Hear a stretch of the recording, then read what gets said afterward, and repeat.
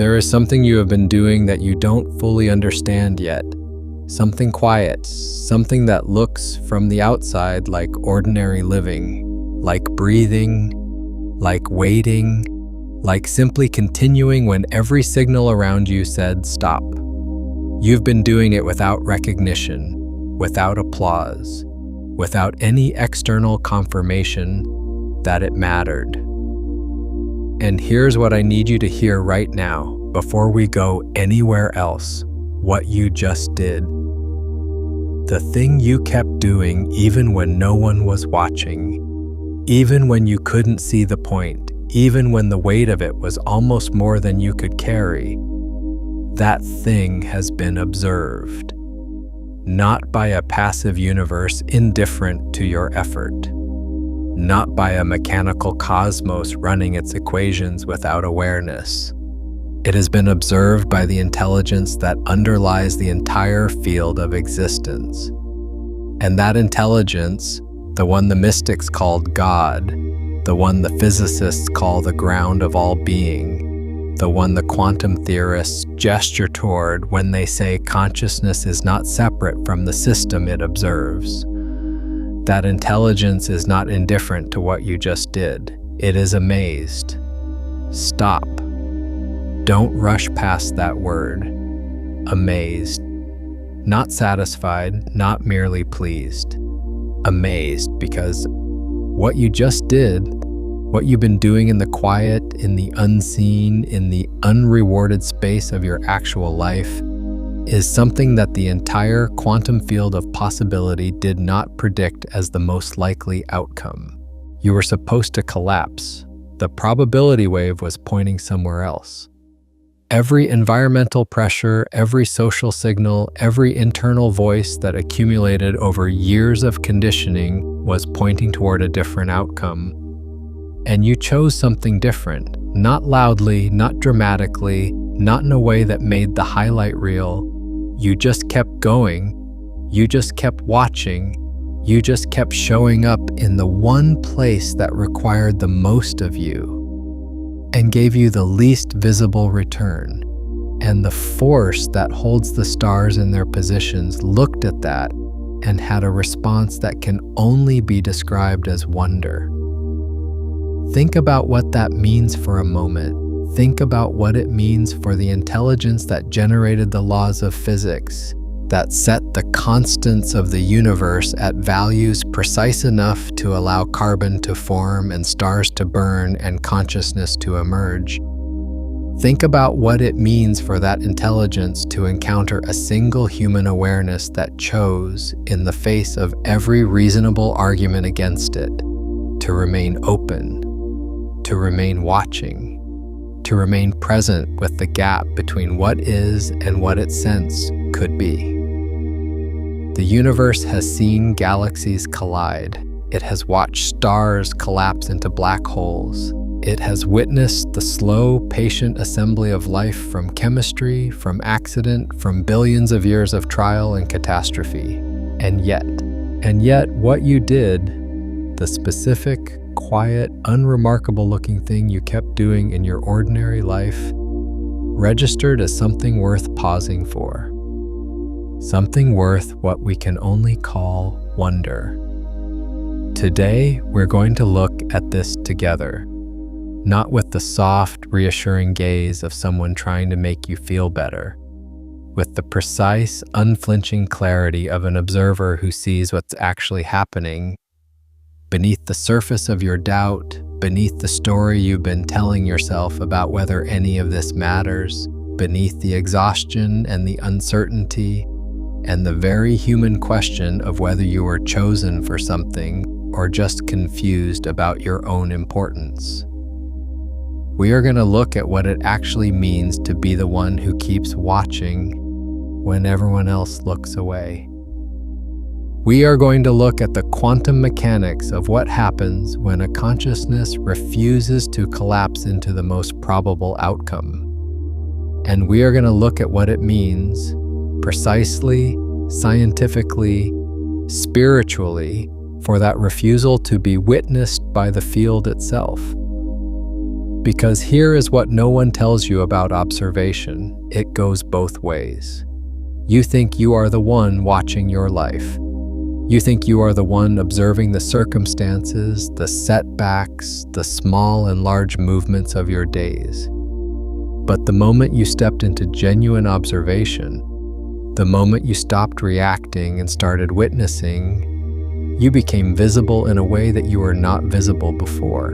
And what became visible was not your performance, not your productivity, not your measurable output or your social proof or your ability to project confidence in rooms that were watching you.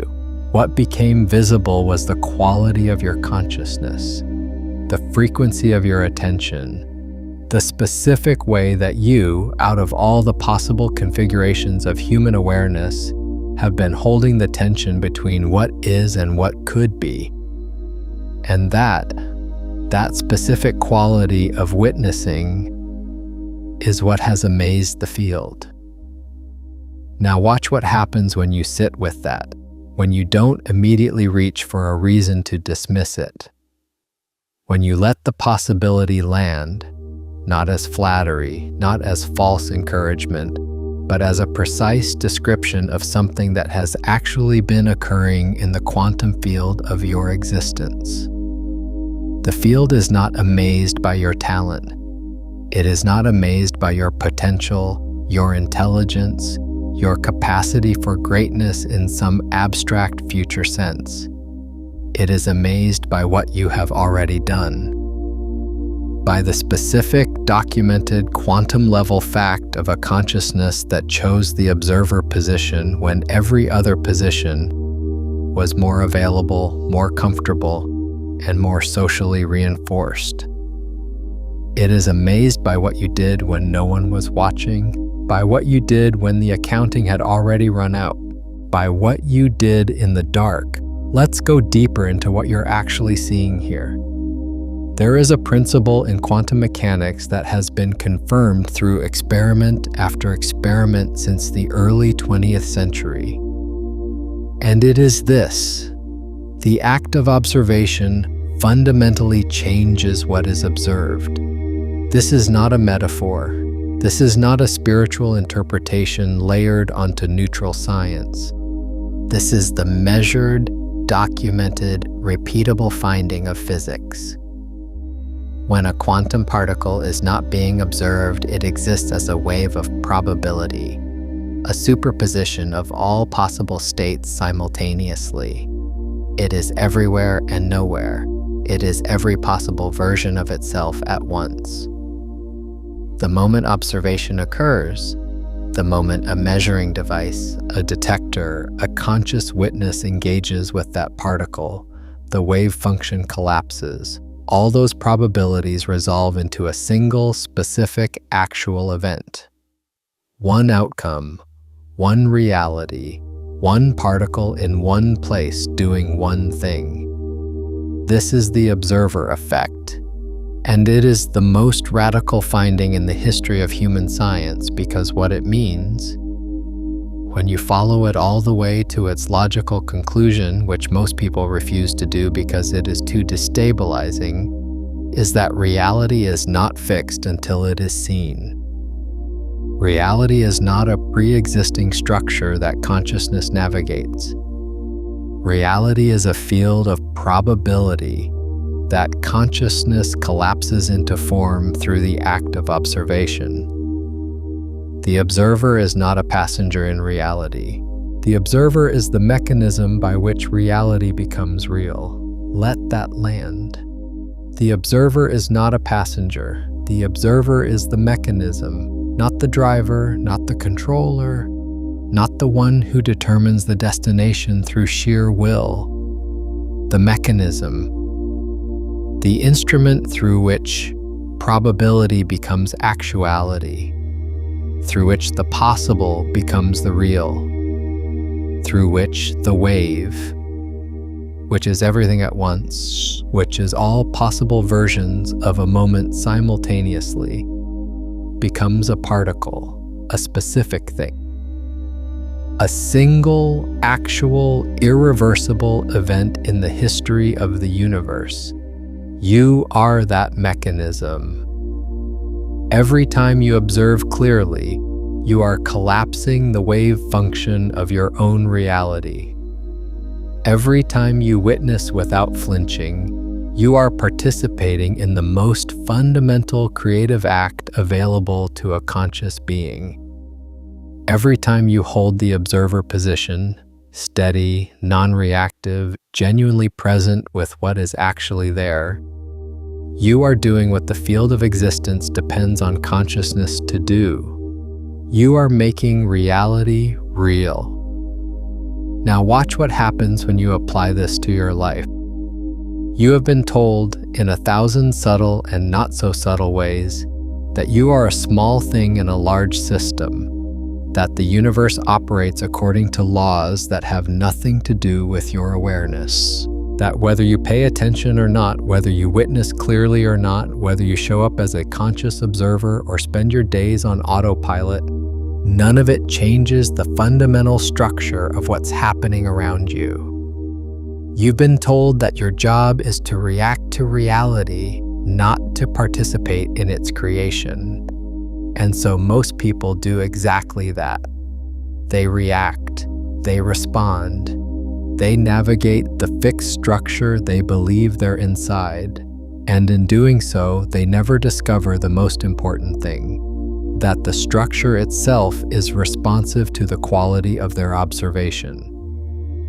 This is the thing that gets missed, not because it's hidden, because it requires you to accept a level of responsibility for your own reality that is genuinely uncomfortable. If reality is a fixed structure and you are simply navigating it, then your outcomes are largely determined by forces outside your control. You can be a victim of circumstance. You can be a product of your environment. You can explain your life as the result of what happened to you, what was given to you, what was taken from you. And there is truth in all of that. Circumstances are real. Environments shape consciousness. What happens to you matters. And this is the precise, but none of that is the whole story. Because the quality of your observation of those circumstances, those environments, those events, the depth of your witnessing, the clarity of your seeing, the coherence of your consciousness as it engages with what has happened to you, is itself a causal factor. It is not the only factor, but it is a real one, and it is the one that most people never develop because they were told it didn't matter. But you, look closer. Something in you has always known this, even before you had the language for it. Something in you has always understood that the way you look at your life changes what your life is. That the quality of your attention, the depth of your witnessing, the courage of your observation is not incidental to what happens to you. It is the primary cause. And so you have been practicing something in your own way, often without knowing you are practicing it. You've been practicing the act of staying present with what you cannot yet fully see. You have been practicing the discipline of watching something unfold without collapsing into the most anxious interpretation of it. You have been practicing and this is the precise word, you have been practicing the observer state. And that practice in the quantum field of your actual reality has been doing something. If what you're watching here is landing, if this is pointing at something real in you, take a second to like this video and subscribe. It helps this field of observers find each other. Now let's keep going. Here is what that something is. When a consciousness holds a stable observation, when it maintains a clear, non-reactive witnessing of a situation without collapsing into the lowest frequency interpretation. It does not merely change its internal experience of that situation, it changes the probability distribution of the outcomes available to that situation. This is not wishful thinking. This is the direct implication of quantum field theory applied to consciousness. The observer does not just see the wave function collapse. The observer influences which version of the collapse occurs. The quality of the observation, the frequency, the clarity, the depth of witnessing, shapes the field of probability from which reality selects its next moment. And here is what that means for you specifically. Every moment you chose to keep watching, to stay present with your situation, rather than fleeing into distraction, denial, or despair, you were influencing the probability field of your own life. Every moment you held steady in the observer position, when the reactive position was available and tempting and honestly more comfortable, you were doing something to the quantum architecture of what is possible for you. Every moment you refused to look away, even when looking away would have been so much easier, you were collapsing the wave function toward a specific kind of outcome. Not through force, not through effort, not through the grinding, exhausting mechanism of trying harder, through the quality of your seeing, through the frequency of your witnessing, through the simple, radical, profoundly powerful act of keeping your eyes open when everything in you wanted to close them. That's not belief, that's quantum mechanics. And the implications of that are more significant than most people are willing to sit with. Because if the quality of your observation is a genuine causal factor in the probability field of your life, if your witnessing is not just a response to what happens, but a participant in what happens, then every moment of clear seeing has been doing something. Every moment of genuine, non-reactive, honest observation has been shifting the distribution of possible outcomes available to you. Not all at once, not dramatically, but continuously, cumulatively, in the way that water shapes stone, not through force, but through persistence, through the steady, patient, repeated contact of something that refuses to stop moving. You have been shaping your stone in the quiet, in the dark, in the long, patient space where no one was watching and no one was confirming, and the most reasonable thing to do was stop. And the field has been tracking every moment of that shaping with the precision of a system that misses nothing. And now let me show you something. Let me show you what this looks like from the other side of the observation, from the perspective of the field that is watching you watch. There's an old story about a man named Elias who lived at the edge of a vast desert. Elias had been told from his earliest memory that he was chosen for something. He didn't know what. He didn't know by whom. He only knew the feeling, the specific, quiet, persistent feeling that something larger than his ordinary life was moving through him, the way wind moves through grass without stopping to become the grass.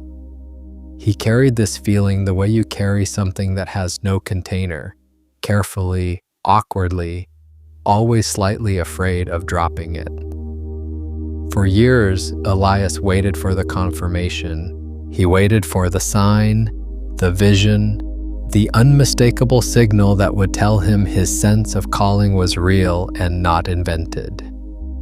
He watched others receive what looked like confirmation, the sudden success, the miraculous reversal, the door that opened when all other doors were closed. He watched and waited and continued to live his ordinary life at the edge of the desert, tending to the small things that required tending, showing up for the people who needed him, doing the work that was in front of him, even when it felt entirely disconnected from whatever he had been chosen for. And here is what Elias did not know, because no one could see it from where he was standing. Every day that he showed up without confirmation, without applause, without visible evidence that his sense of calling was real. Every day that he kept watching, kept tending, kept showing up in the unrewarded space of his actual life, the field was recording it. Not in the way a surveillance system records, in the way a mirror records, in the way that water records the shape of what passes through it. The field was responding to the quality of his consciousness. And the quality of his consciousness, in the absence of confirmation, in the silence of the unseen, in the long, patient space of waiting without collapsing, was extraordinary. There were days when Elias nearly stopped, days when the gap between what he sensed and what he could see became so wide that the only rational response seemed to be to close it.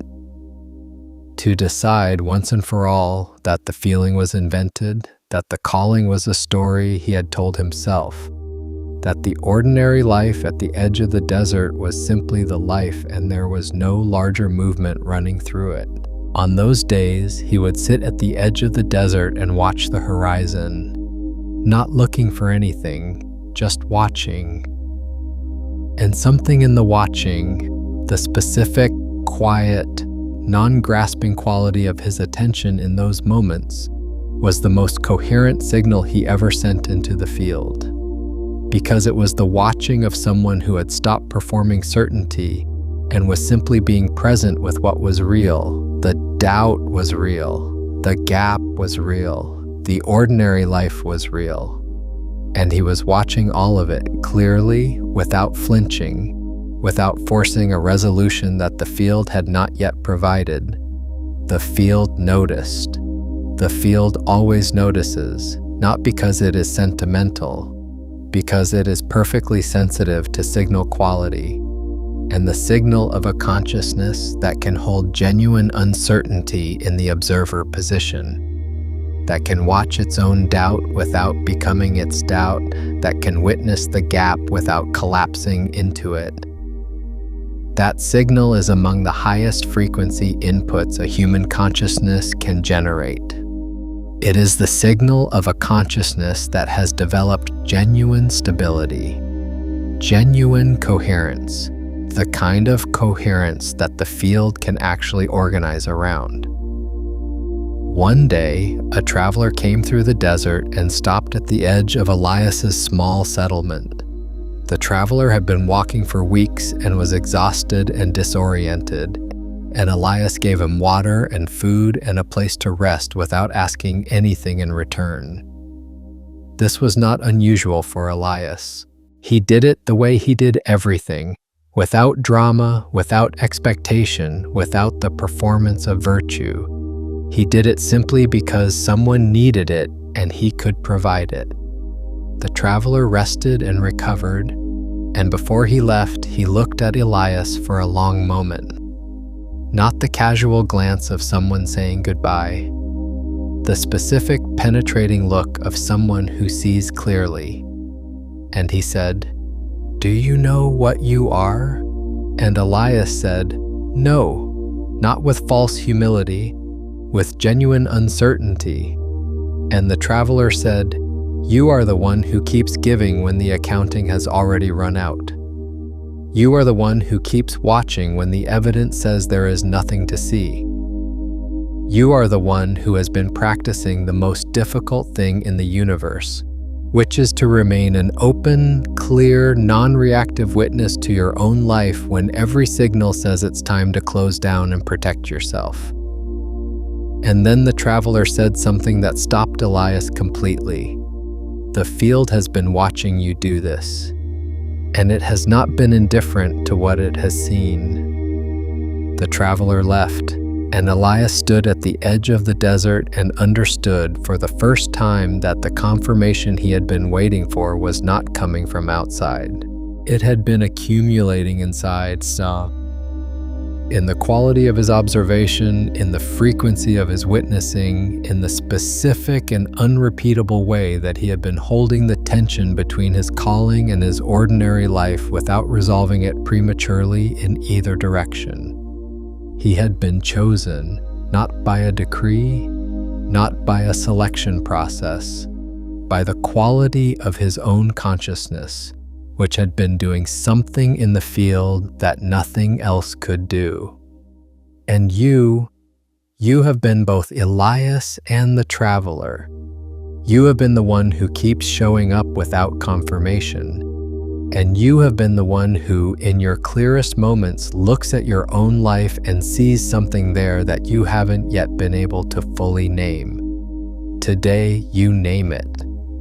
Let's go deeper into what it actually means to be chosen, because this word has been used in ways that have obscured its actual meaning, and the obscuring of its meaning has cost you something. When most people hear the word chosen, they hear it through the lens of selection, as though some external authority surveyed the available options and picked one.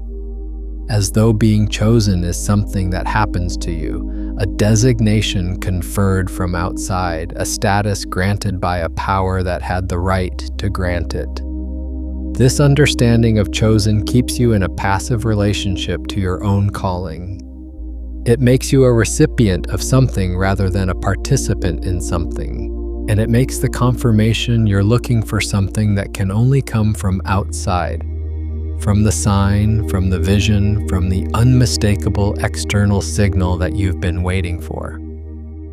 But look closer, the quantum understanding of chosen is entirely different. And it is, I would argue, the only understanding that is actually coherent with what we know about how consciousness and reality interact. In quantum field theory, there is no pre-existing selection. There is no list. There is no external authority reviewing applications. There is only the field, the vast, responsive, infinitely sensitive field of probability.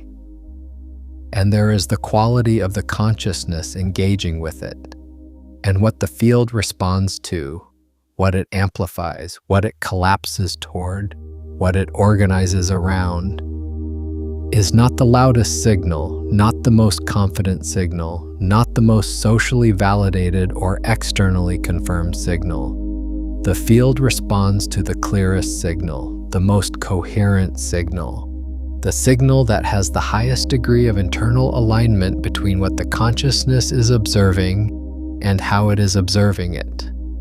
Coherence, that is the word.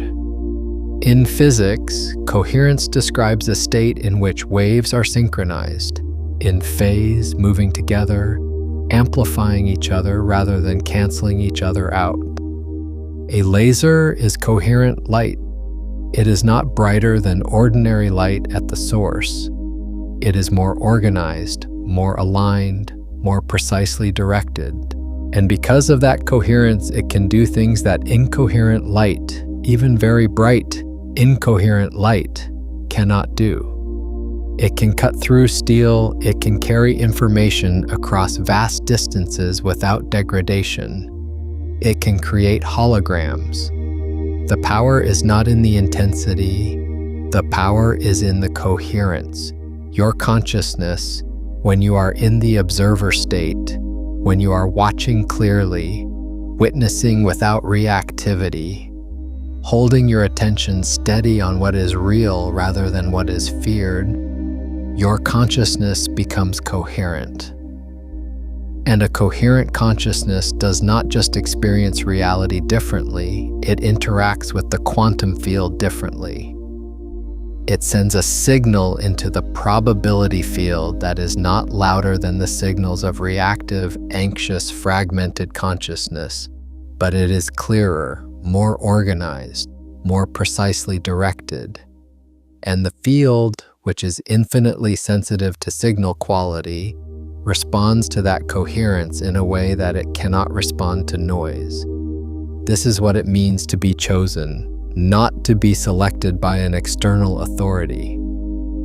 to have developed through practice, through discipline, through the long and often unrewarded work of keeping your eyes open, a quality of consciousness that is coherent enough to interact with the field in a way that most consciousness cannot.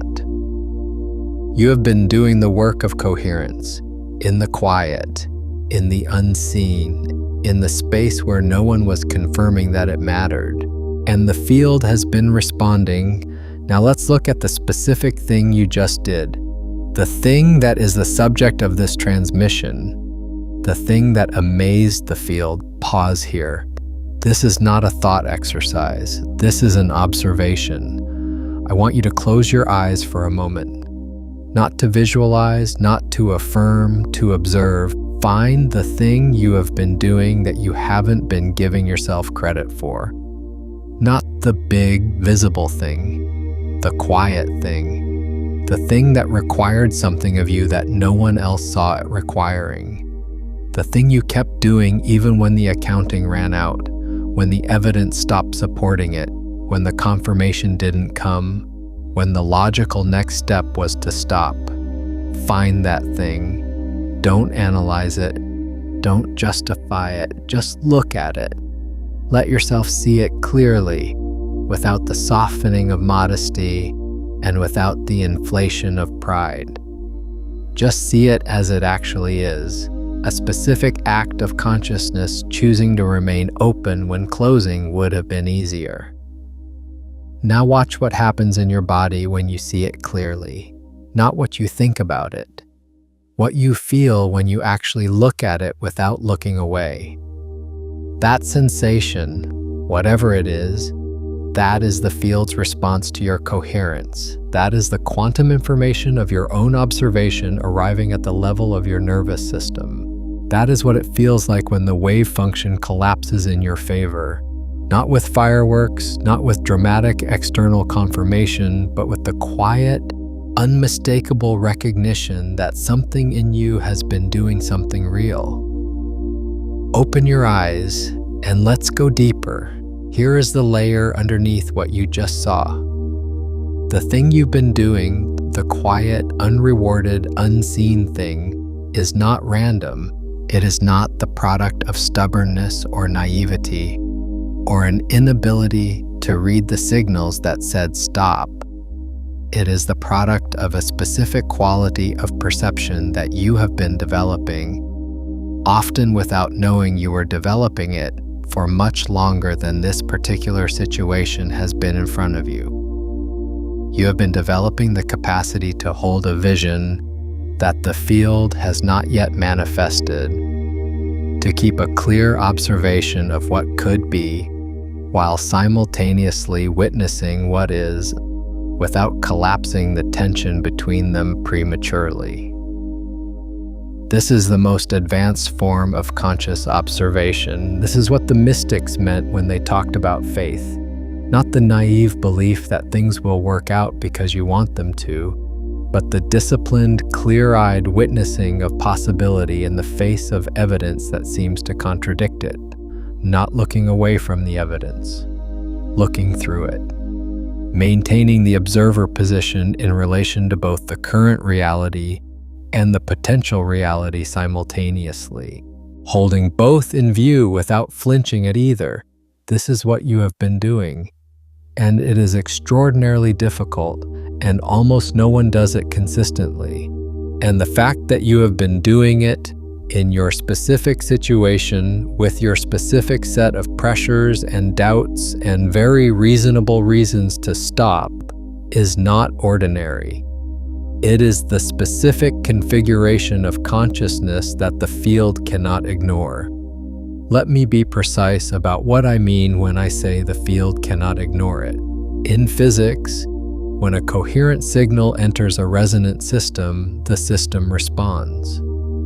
Not because it chooses to, because it must. Resonance is not a preference, it is a law. When you strike a tuning fork and hold it near a string tuned to the same frequency, the string vibrates. Not because the string decided to respond to the tuning fork, because the physics of resonance leaves it no choice. The coherent signal propagates through the medium, and the medium responds to it with its own vibration. Your consciousness in the observer state, coherent, clear, non-reactive, holding steady in the witnessing position, is a tuning fork. And the quantum field is the resonant medium. And when a coherent consciousness enters the field does not choose whether to respond. It responds. It must. The probability distributions shift. The wave functions reorganize. The outcomes that were most probable before your coherent observation entered the system are no longer the most probable outcomes. The field has been changed by the quality of your seeing. This is not what you think it is. This is not the law of attraction as it is usually taught. The idea that you think positive thoughts and positive things happen. That is a kindergarten version of a graduate level principle.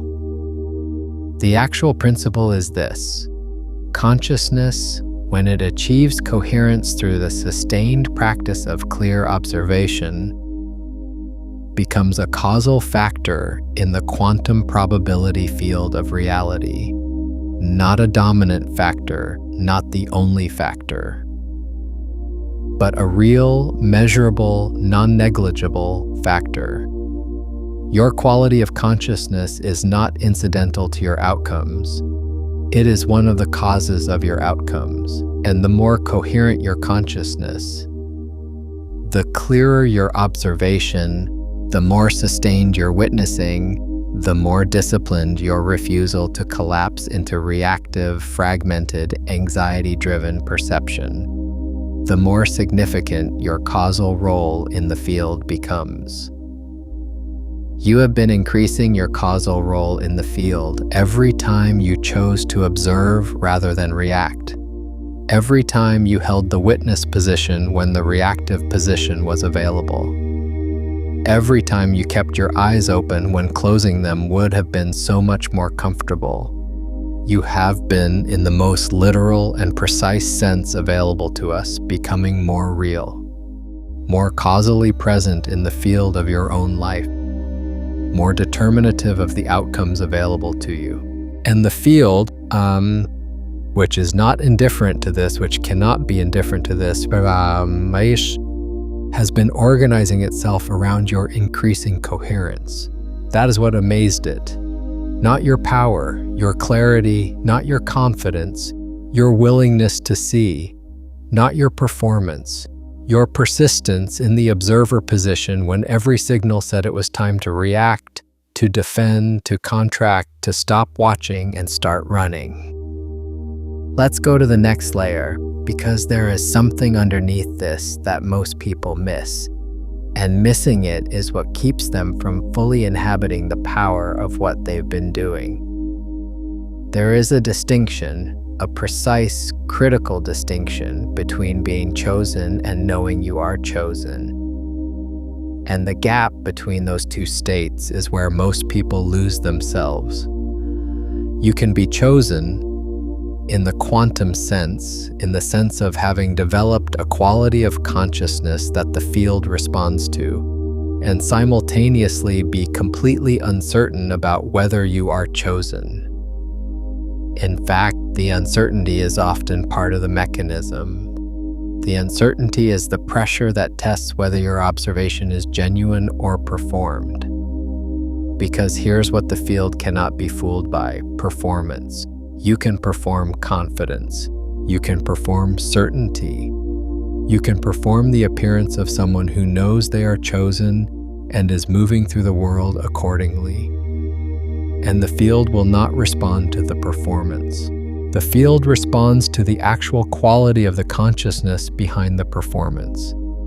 And the actual quality of consciousness, the thing that cannot be faked, the thing that the field measures with perfect precision, is whether you are genuinely observing or merely performing observation. This is where it gets precise. And this is where the distinction between the chosen and the merely ambitious becomes visible. The merely ambitious person performs certainty because they believe certainty is what the field responds to. They present a confident face to the universe and wait for the universe to confirm it. And when confirmation doesn't come quickly enough, they either escalate the performance, become louder, more insistent, more aggressive in their projection, or they collapse. Because the performance is exhausting. Because performance requires constant maintenance. Because you cannot sustain indefinitely the projection of a state you are not actually in. But the chosen, in the precise sense we're using, does something different. The chosen person maintains genuine observation even in the presence of genuine uncertainty. They do not perform certainty. They practice clarity. They look at their situation as it actually is. The doubt, the delay, the evidence that seems to contradict their sense of calling. And they continue to watch it without flinching. They hold the uncertainty in the observer position rather than collapsing it prematurely into either false confidence or despair. And that specific act of holding genuine uncertainty in a clear, non-reactive witnessing position is the highest frequency signal a human consciousness can send into the quantum field. Because it is honest, because it is coherent, because it is the signal of a consciousness that has developed enough stability to be present with what is real, even when what is real is uncomfortable. Even when what is real does not yet look like what has been promised. Watch what this means for you in practical terms. It means that your doubt is not disqualifying. It means that your uncertainty is not evidence against your calling. It means that the days when you couldn't see the point, when the confirmation hadn't come, when the gap between your sense of purpose and your visible reality felt almost unbearable, those days were not failures of faith. They were tests of coherence. And every day you held the observer position in the presence of that uncertainty, every day you kept watching without collapsing into either false certainty or despair. You passed the test, not in the sense of earning a reward, in the sense of demonstrating a quality of consciousness that the field registers and responds to. The doubt was real. The uncertainty was real, and you witnessed it clearly, without flinching, without pretending it wasn't there, without letting it become the whole story. That is the most honest, most coherent, most powerful thing a consciousness can do in the gap. And you have been doing it. I want to pause here and ask you something directly.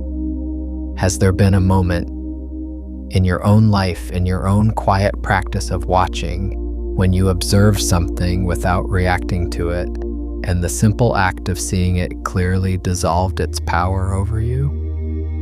An illusion about yourself or your situation that fell apart the moment you looked at it directly. Leave that in the comments, not as a story, as a report from the field. Because what you saw when you stopped looking away is exactly what this transmission is about. Look closer.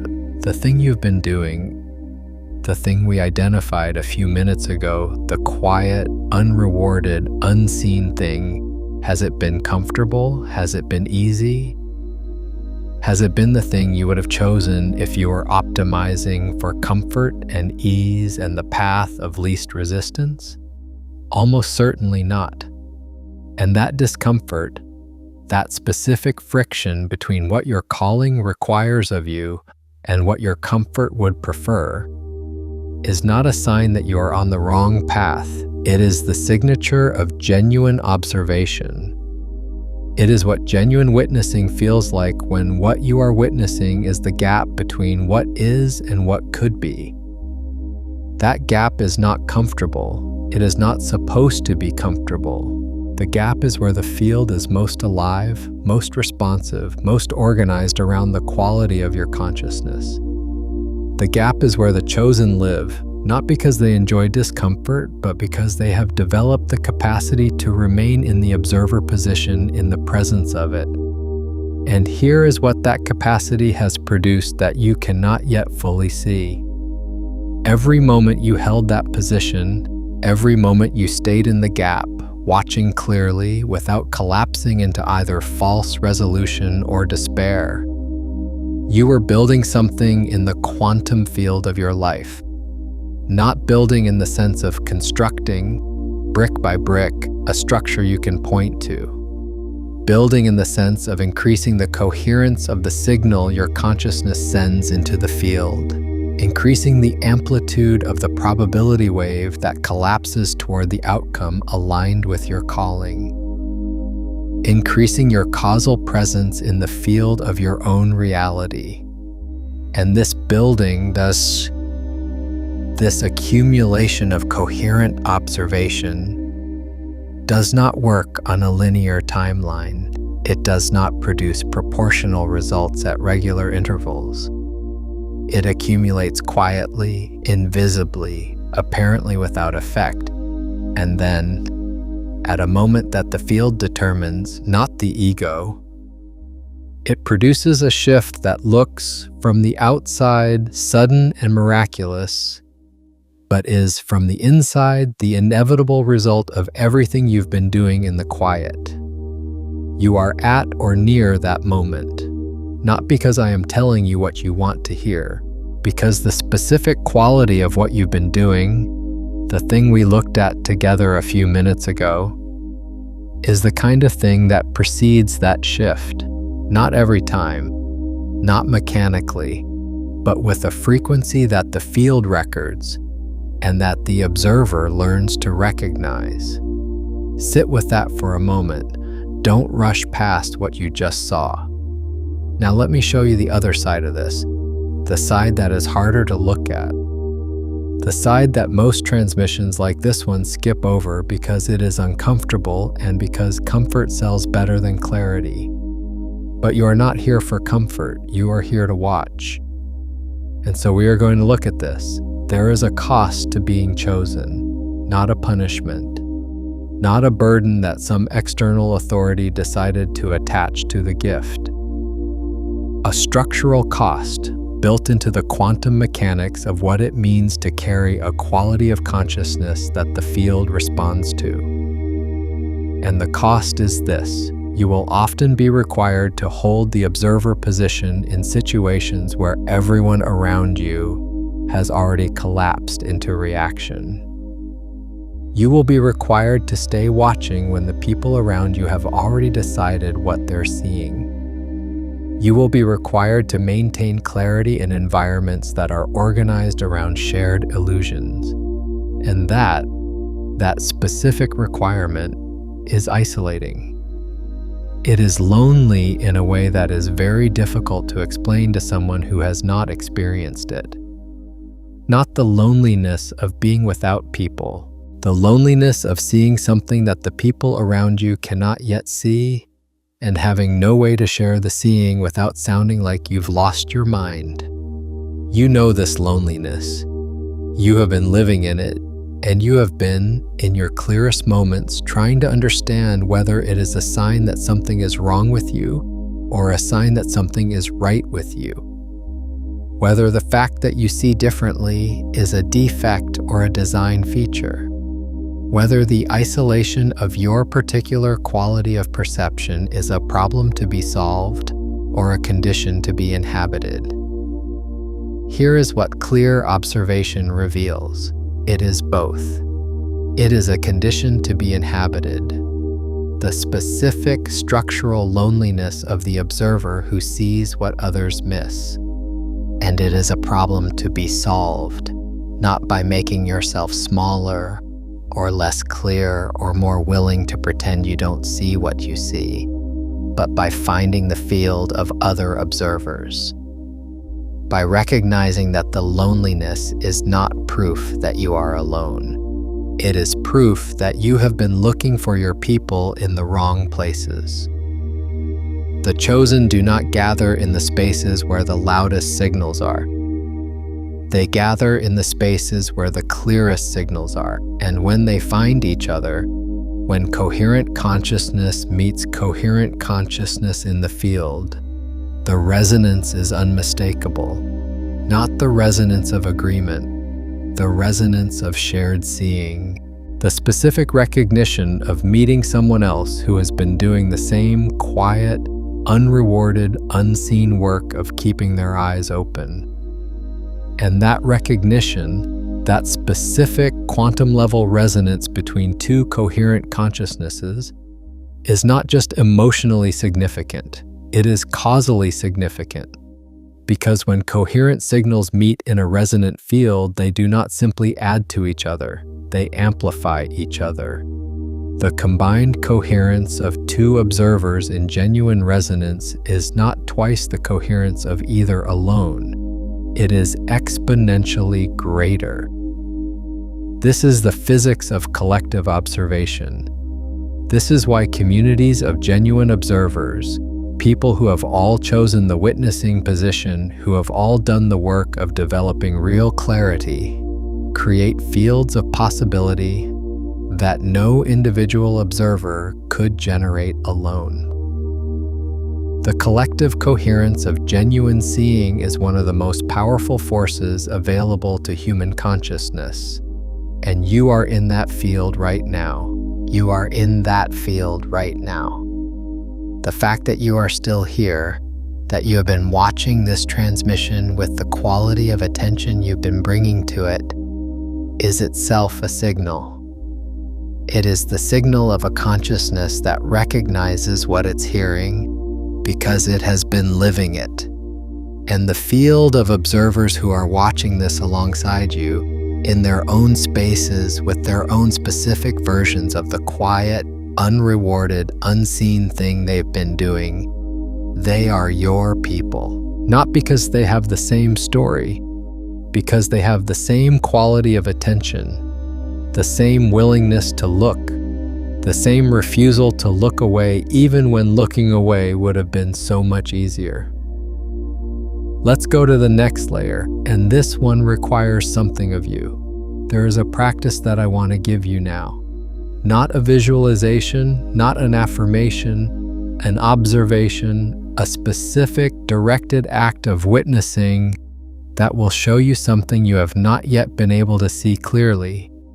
Not because it has been hidden from you, but because you have been too close to it to see it as a whole. Pause here. This is not a thought exercise. This is an observation. I want you to take a breath and let your attention settle, not force it. Let it settle the way water settles when you stop stirring it. And when it has settled, I want you to look at your life, not at the details, not at the specific circumstances and pressures and ongoing situations, at the shape of it, at the arc of it, at the pattern that becomes visible when you zoom out far enough to see not the individual moments but the direction they've been moving in. Look at where you were 5 years ago, not the external circumstances, the quality of your consciousness, the depth of your observation. Your capacity to remain in the witness position when the reactive position was available. Compare that to where you are now. Not in terms of what you have or what you've achieved or what the external markers say about your progress. In terms of how clearly you see. In terms of how long you can hold the observer position before collapsing into reaction. In terms of how honest your observation of your own life has become. How much less you are willing to pretend you don't see what you see. Now watch what you notice. Not what you think you should notice. What you actually notice when you look at that arc with genuine honesty. Is there development there? Not the development of your circumstances. The development of your consciousness. The development of your capacity to witness. the development of your ability to hold the observer position in the presence of increasing complexity, increasing pressure, increasing uncertainty. Look at that development. Look at how far you have actually traveled in the quality of your seeing, even if the external landscape has not yet caught up with the internal one. Now watch what you feel when you see that clearly. When you stop comparing your internal development to external markers that were never designed to measure what you've actually been building. When you let yourself see the arc of your own consciousness, the specific, unmistakable trajectory of a being that has been choosing clarity over and over again, in the small and large moments of an actual human life. What do you feel when you see that without looking away? That is the field's recognition of its own. That is what it feels like when the quantum observer sees itself clearly. When the mechanism by which reality becomes real turns its attention on itself and recognizes in the quality of its own development the signature of something that has been doing real work in the real field of existence. Now watch what you notice. If you are honest, if you bring the same unflinching clarity to this observation that you've been bringing to the things outside yourself, what you will see is this. You have been developing, not in a straight line, not at a consistent pace, not in a way that has been visible or recognized or confirmed by anything outside yourself. But you have been developing. The quality of your observation has been deepening. The coherence of your consciousness has been increasing. The signal you send into the field has been becoming clearer, more organized, more precisely directed. And that development, that specific, quiet, unrewarded development, is the thing that the field has been tracking. This is what it means to be seen by God, not the theatrical seeing of a deity watching from above, keeping score, deciding who deserves what, the quantum seeing of the field itself, the infinitely sensitive, perfectly accurate, completely non-judgmental observation of the quality of consciousness engaging with it. The field sees you with perfect clarity. It sees the quality of your observation. It sees the coherence of your signal. It sees the specific way that you, in your particular configuration of experience and awareness, have been doing the work of becoming a clearer observer. And it responds to what it sees, not with judgment, with resonance, with the organizing of probability around the quality of your consciousness, with the collapsing of the wave function toward outcomes that are aligned with the frequency of your witnessing. That is what has amazed it. Not your perfection, your persistence, not your certainty, your clarity in the presence of uncertainty, not your performance, your genuine, honest, sometimes faltering but never fully collapsing willingness to keep watching. Open your eyes and let's go to the deepest layer, because there is something underneath all of this that we haven't looked at yet. Something that the whole structure of this transmission has been building toward. Something that, when you see it clearly, will change the way you understand not just what you've been doing, but what you are. You have been treating your sense of calling as something that needs to be confirmed, as something that exists in potential, real, possibly in some future state where the evidence has accumulated sufficiently to make it undeniable, but not yet fully real in the present. You have been treating your choosing as provisional, as conditional on the confirmation that hasn't yet arrived. And this is understandable. This is what the gap feels like from the inside, as though the reality of your calling is contingent on something that hasn't happened yet. as though you are waiting for the field to tell you that what you've been sensing is real. But look closer, the quantum mechanics of observation do not work that way. The wave function does not collapse into reality after you have confirmed it. It collapses into reality in the moment of genuine observation.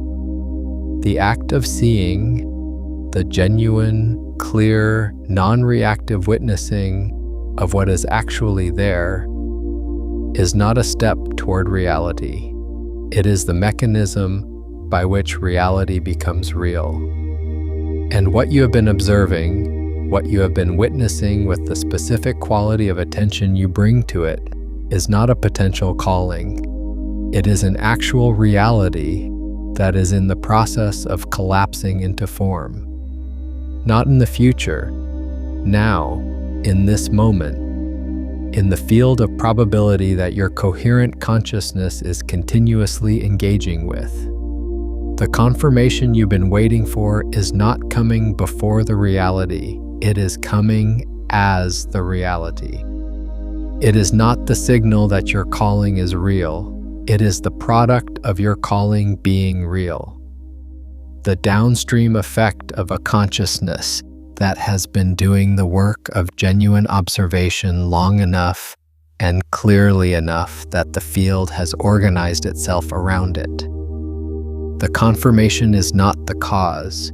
Your observation is the cause. The confirmation is the effect, and the effect is on its way.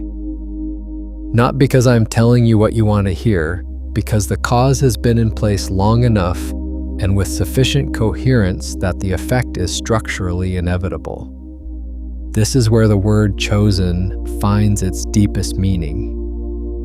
You were not chosen before you began. You were not selected from a list and assigned a calling and sent into the world to fulfill it. You have been choosing continuously, repeatedly, in the small and large moments of your actual life, to be the kind of consciousness that the field responds to. You have been choosing to observe when others react. You have been choosing to witness when others perform. You have been choosing to keep your eyes open when closing them would have been so much more comfortable. And that continuous choosing, that sustained, disciplined, often unrecognized act of choosing the observer position has made you chosen. Not by an external authority, by the field itself, by the quantum mechanics of what happens when a consciousness develops sufficient coherence to become a genuine causal presence in the probability field of reality. You chose yourself, and the field confirmed it, and that confirmation, that specific quantum level resonance between the quality of your consciousness and the organizing principle of the field, is what we are calling God's amazement. Not the amazement of a being surprised by something it didn't expect.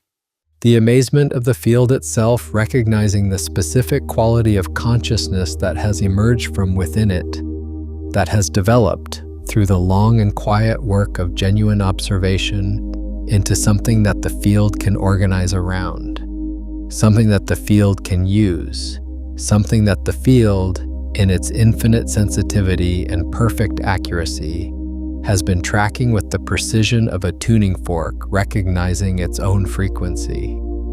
You are that frequency. You have always been that frequency. And the work you've been doing does the quiet, unrewarded, unseen work of becoming clearer, more coherent, more genuinely observant, has been the process of learning to hold that frequency consistently enough that the field can recognize it. And now it does, and now it is responding. Let me give you the third and final practice of this transmission. And this one is not for understanding, it is for inhabiting. Pause here. This is not a thought exercise, this is an observation. I want you to close your eyes one more time, and I want you to find the observer. Not the thinker, not the planner, not the one who is analyzing what you've heard and deciding whether it's true. The one who is watching all of that. The one who is present before the thoughts begin and remains present after they end. The one who is reading your own mind the way you read a book, with interest, with attention, but without being the words on the page. Find that one. The witness, the one who sees without being what is seen. Stay there for a moment. Don't rush past this. Don't let the analytical mind pull you back into processing what you've heard. Stay in the observer position. The one who watches the thoughts without being the thoughts. The one who notices the sensations without being the sensations. The one who is present with the whole of your experience. The doubt, the recognition, the something shifting feeling that has been building through this transmission without being any particular part of it. That one. Stay there. Now, from that position, from the position of the pure observer, the witness who is present without being caught in what is witnessed, I want you to look at your life, not to analyze it, not to plan it, not to fix it or improve it or figure out what comes next.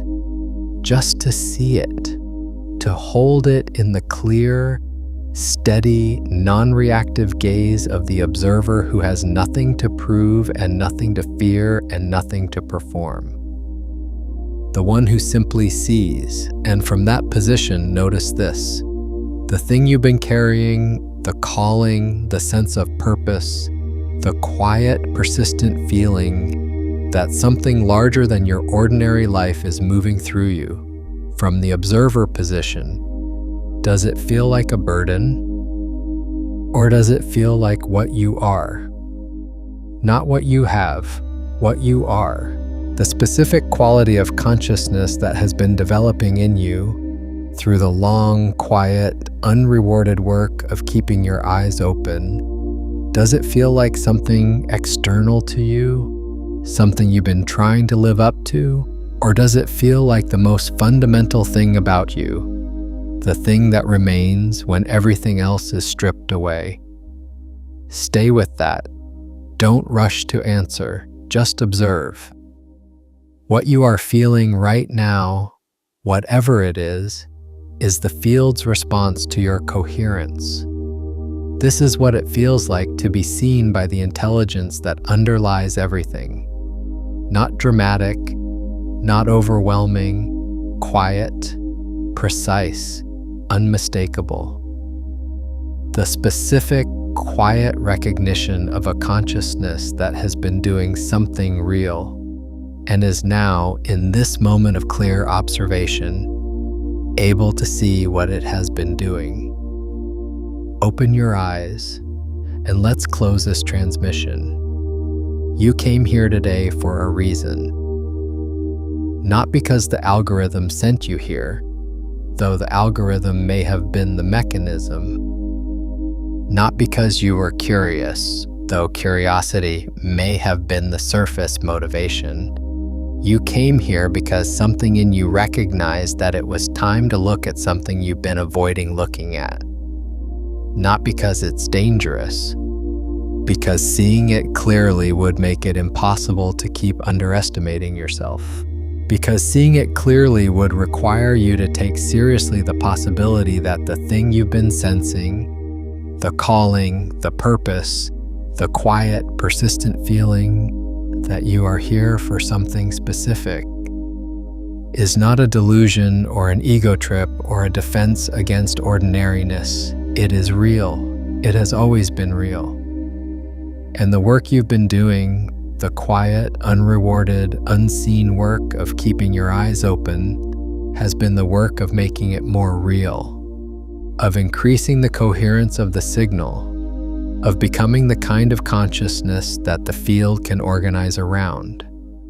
And the field has been watching, with the perfect, non-judgmental, infinitely sensitive attention of a system that responds to signal quality above all else.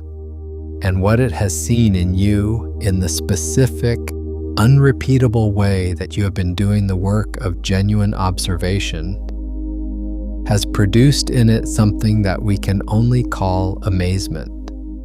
Not because you are perfect, because you are persistent.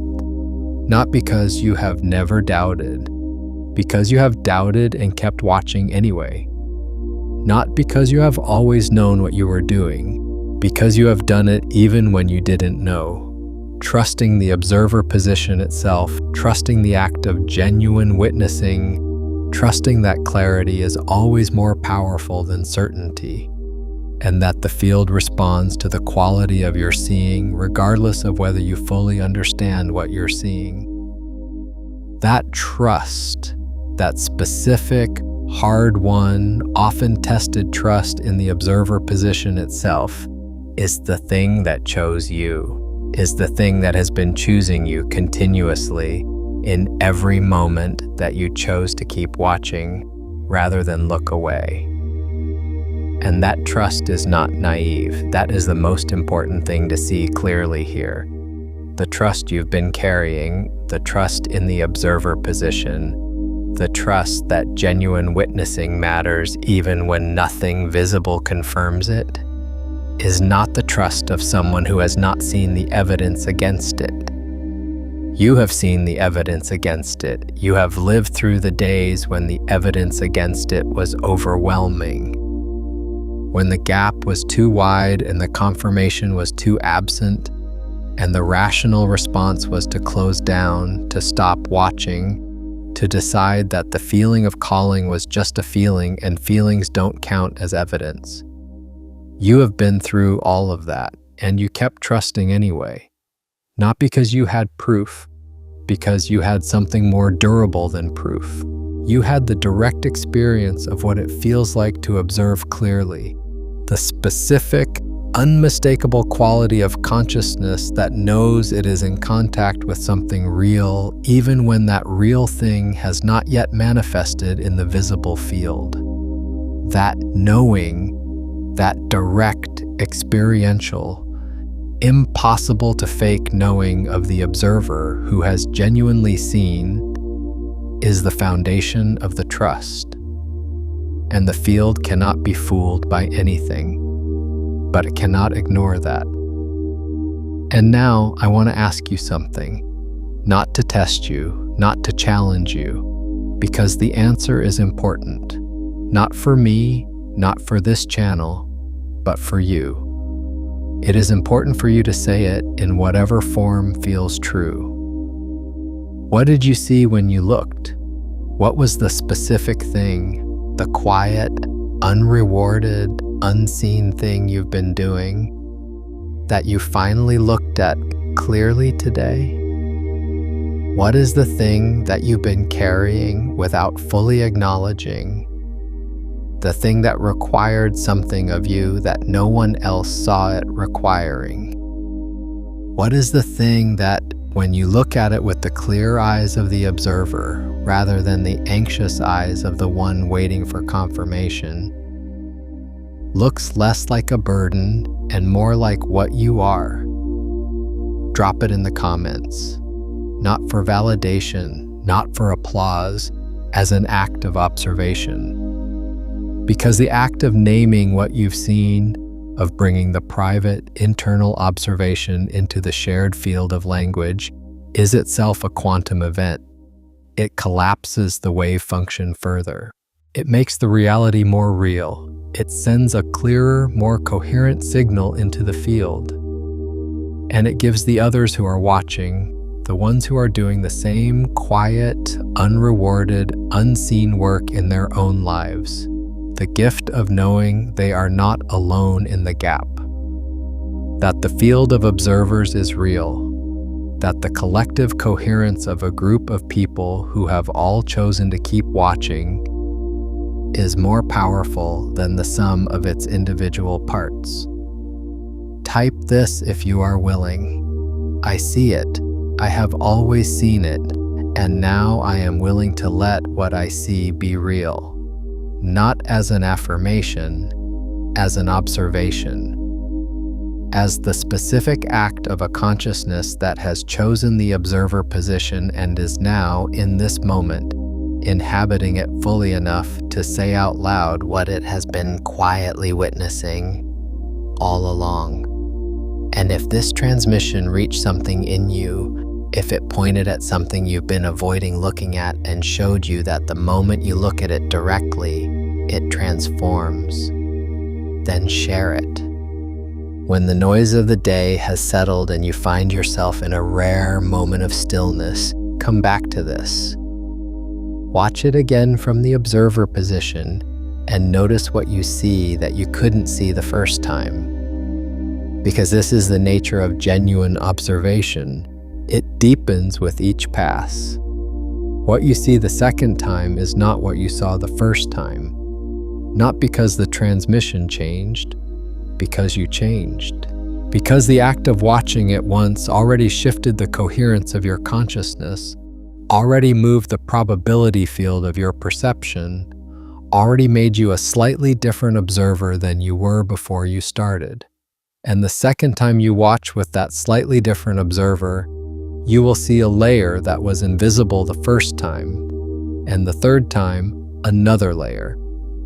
This is the recursive nature of genuine observation. It does not repeat itself. It spirals deeper. Each return reveals something the previous pass concealed. And the concealment was not deception, it was simply the limit of where your observation could reach at the time.